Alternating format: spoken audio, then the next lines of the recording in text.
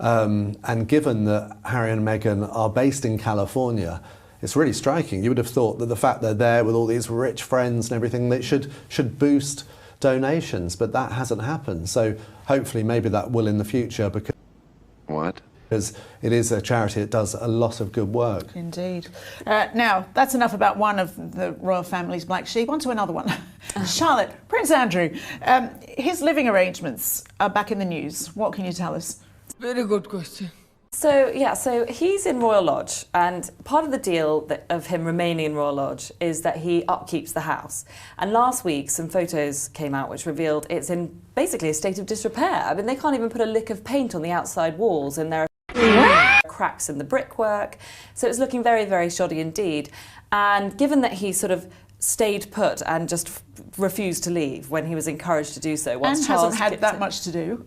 And hasn't had that much to do, but part of the deal is, so he's got Hey, y'all, come look at this.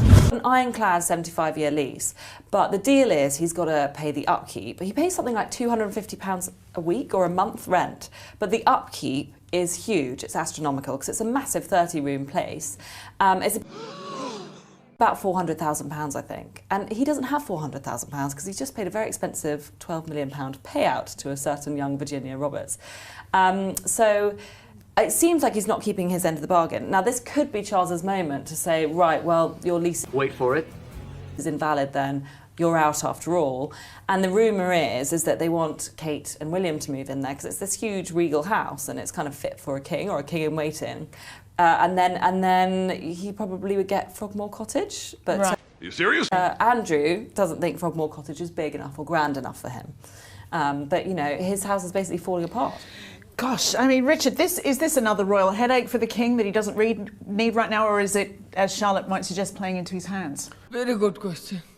Well, friends of Andrew that I've spoken to, and there are still some, they say this is kind of just propaganda, that actually, you know, it's beautifully kept house, and it was just one or two photos of a huge property. It's a bit shabby in one or two places. You know, come on, you can make any of our houses look bits of it that Andrew look hasn't bad. seen in 5 years. Is that what it is? Exactly. Yeah. I heard that one too. I'm not But convinced. they say actually it's very smart. But it does emphasise the problem Okay, I'm listening. You have my attention. that the king has with his brother, that, you know, he's there, he's in this, let's face it, you know, it is a palace.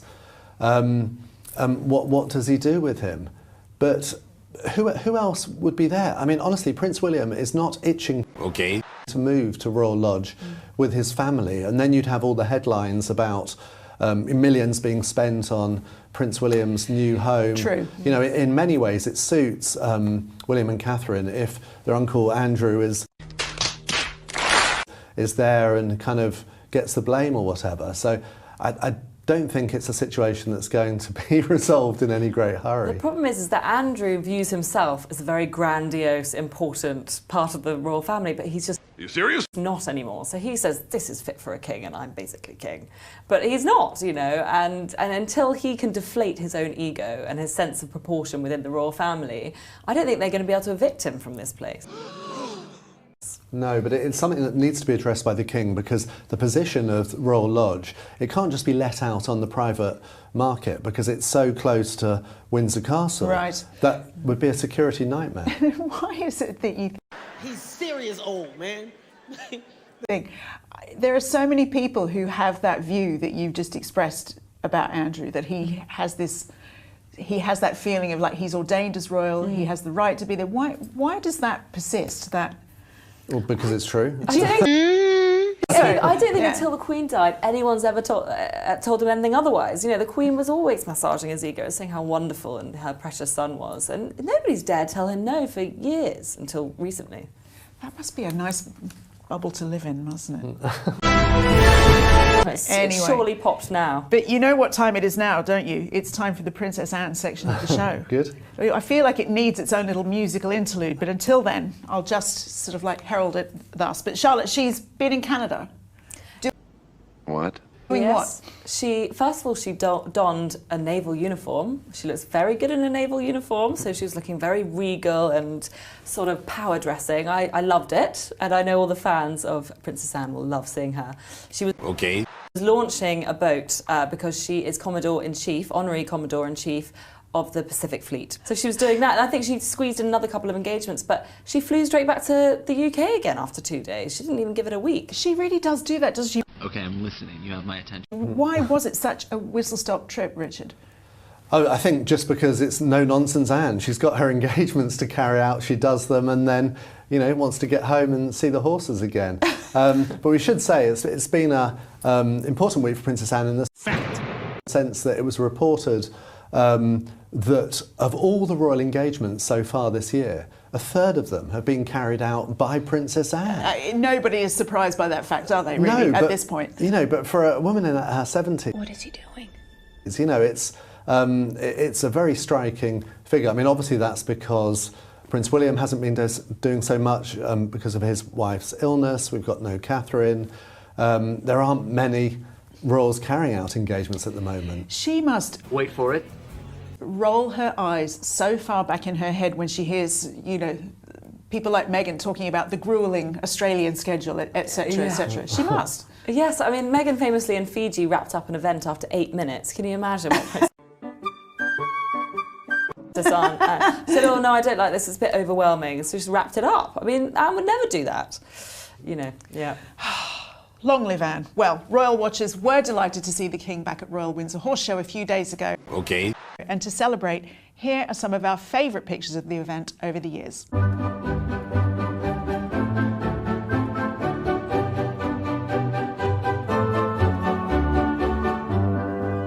Okay.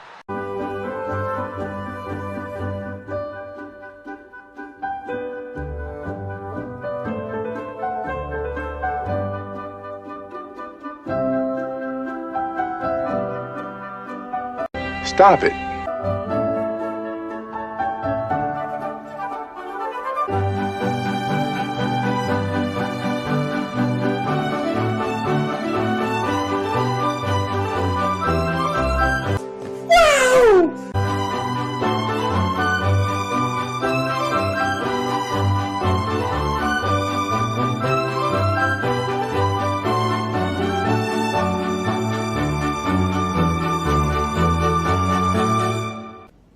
What?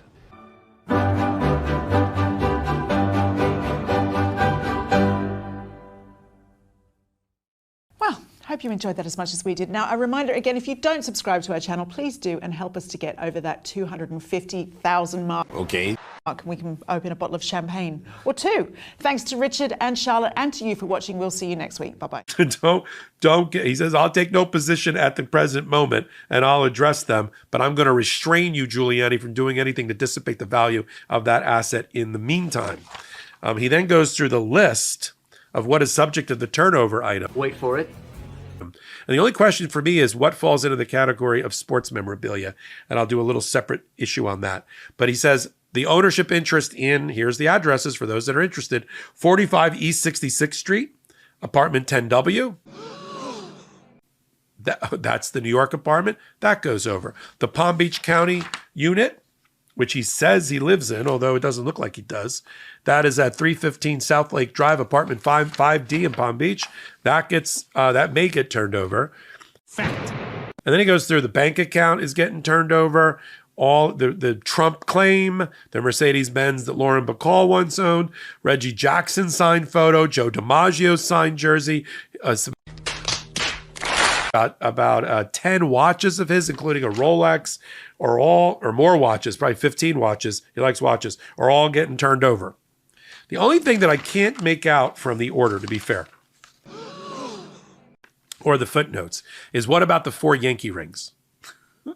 I know that I said that Andrew Giuliani, that son that got played by Chris Farley in the Saturday Night Live skit years ago, is claiming his ownership of them, that I got turned over to him as a gift in 2018. By the way, Stop it.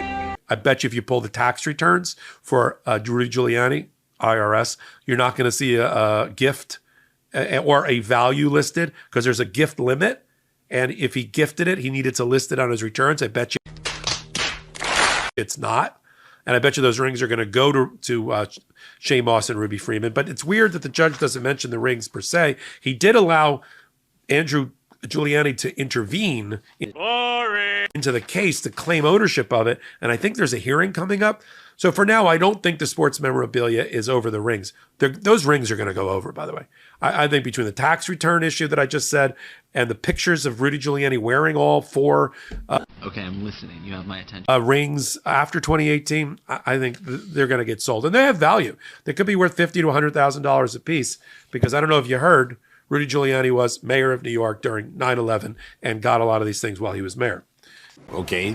And I like the best thing I like about this order by Judge Lyman, who's super smart and comes from a super smart family. His father is the late Arthur Lyman, a very famous, very well-considered lawyer, gentleman's gentleman, white-collar criminal defense lawyer. That's the stock he comes out of. And so we like Judge Lyman a lot and think he's really smart in these areas. And the part I like about it is to save money, Ladies and gentlemen, we got him. money.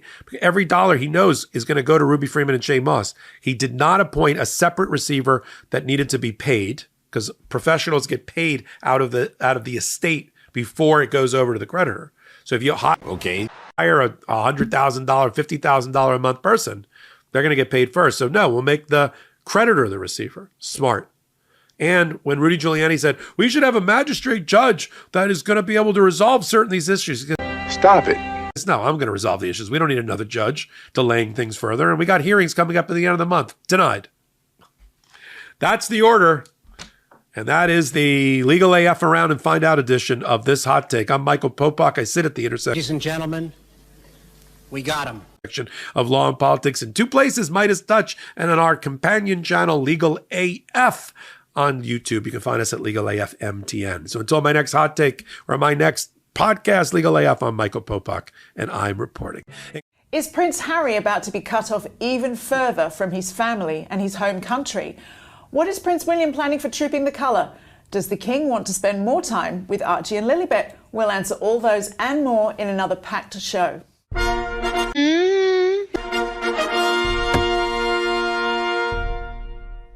Hello and welcome to Palace Confidential. I'm Jo Elvin, and back this week to talk about the big royal stories is the Daily Mail's royal editor Rebecca English, the Mail on Sunday's editor-at-large Charlotte Griffiths, and the Daily Mail's diary editor Richard Eden. Welcome, Dream Trio. Well, before we get into it, a reminder to join our growing gang of subscribers to the Daily Mail Royals YouTube channel. All you need to do is please click that subscribe button, and that way you won't miss any of our great royal videos, and we will have a lot of those coming up this summer.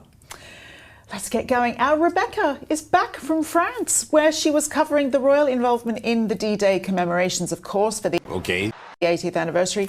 Rebecca, the whole occasion, big test for Prince William, right? And it seems he passed with flying colours. Yeah, I can say what a moving and well done event it was. I mean, I think the youngest veteran we met was 98. And the oldest was 104, and they were just, I mean, their stories were incredible. And yeah, it was, I had a big piece for the Mail about it last week, because my colleague Robert Hardman was covering the King, and I thought, actually, this is a very big test for William. I would argue it's his biggest kind of role he's had on the international stage, certainly since becoming heir to the throne, but I would say even before that. And I think he did a really great job. Basically, the King was out there, of course, and he Okay, I'm listening. You have my attention. was covering the British event, but his doctors have said to him, look, it's going to be a bit much trying to do the big international event at Omaha Beach in the afternoon. So William deputised. He was in doing the Canadian event in Juneau Beach in the morning, and then joined Biden, Zelensky, Macron, and I think I counted 7 presidents in the afternoon. There was a Grand Duke, several Crown Princes, a King, and there was our William. And I thought he was Hey, y'all, come look at this. incredibly statesmanlike and dignified when he needed to be, but where he is very good is with the veterans himself. You know, incredibly respectful, but very approachable. You know, and really wanted to listen to these men's incredible stories. So.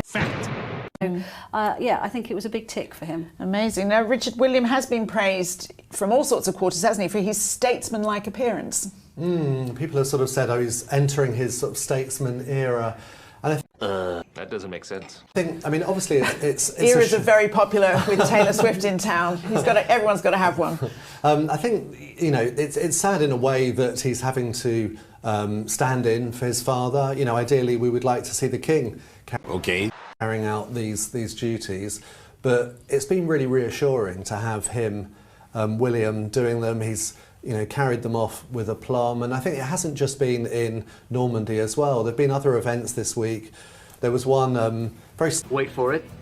statesman-like photograph that they published from their official account of him on the way to an engagement in Wales, and I think, it's just reassuring that that we have someone ready to deputise and who looks the part. It's interesting, isn't it, Charlotte? I mean, even since William was a schoolboy, he's been described invariably as the reluctant royal. But, in events like this, he really steps up. He does deliver. Do you think he is so reluctant? Very good question. I think he was for years reluctant because there was always this context of how to delay him becoming an active royal. Do you remember when he was at university, of course, he had to be protected. Then when he was a helicopter pilot and Wait for it. he lived with Kate in Wales very remotely. It was all about delaying that moment when he has to be, a king in waiting so that he could have as normal a life as possible. But I think that's sort of over now. I think this is the moment he's going to emerge as a future king. Fact.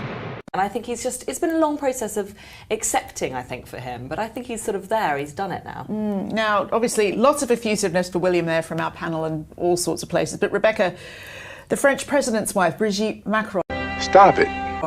came in for a bit of a dig, didn't she, over a supposed faux pas involving Camilla? Yeah, and actually there's a few critics of Queen Camilla as well. I mean, I'll be honest, it was a little bit awkward. They were standing paying their respects at the memorial at the British event on Thursday morning, and as they turned to walk away, Brigitte Macron kind of put out her hand to try and kind of almost like hold Camilla's hand or just kind of show her the way, and Camilla didn't really respond. But what it was down to actually was that Queen Camilla's done a lot of these memorials in her time, and you should never actually turn your back on them. So she was walking backwards while Brigitte Macron was kind of turning away from it slightly. So I think she was just trying to keep Wait for it.